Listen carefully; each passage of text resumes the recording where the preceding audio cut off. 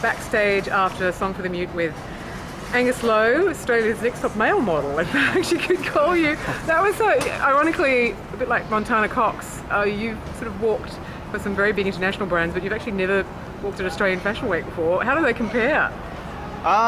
Certainly, I guess on the smaller scale, but particularly the one just then. But you know, the same sort of thing. You get all dressed up, you get your makeup done, and you go and you do your walk. So yeah. You were saying before that in Australia, sort of the music tends to be a bit quieter, whereas overseas, I mean, it's really sort of pumped up and stuff. Oh yeah, well, in terms of your walking sort of motion, like I found in Europe and America particularly, you know, you're sort of hammering down the runway. You know, it's a very energetic sort of pace, whereas in Australia it seems to be a little bit sort of slower, a little bit more casual. Yeah.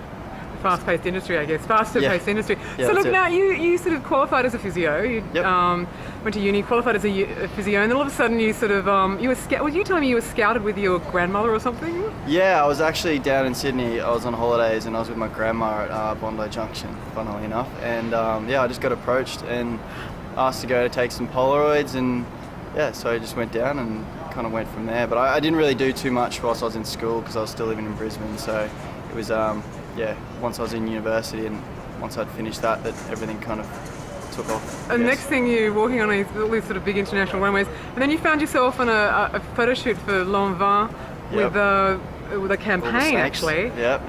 A photograph by one of the world's sort of, you know, best or, you know, leading fashion photographer, Stephen Meisel, with a bunch of snakes wrapped around you, right? Yep, that's it. Yeah, there was about sort of 8 or 9 snakes, I guess, there on the set in that day. And yeah, just varying sizes, all pythons, so nothing that's too deadly, but yeah, it was good fun. Yeah. And I mean, how do you find? I mean, you know, we've had so many successful, you know, Australian sort of female models, and obviously, I mean, modelling is a bit more of a traditional profession for women. Mm-hmm. But now, I mean, we're starting to see sort of a lot of guys coming through. I mean, what do you put that down to? Not really too sure as to why. Why the guys are sort of taking off a little bit more.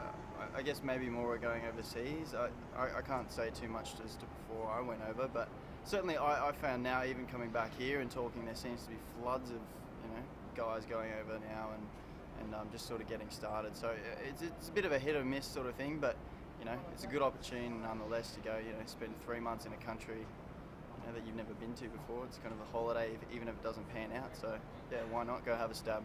I mean, do you think this could also be, I mean, seeing the incredible success of some of these women? I mean, you know, people like Gemma Ward, Abby Lee Kershaw, I mean, they're making millions of dollars at a very young age. Yeah. And also, you know, I think there's a bit of a stigma attached to sort of male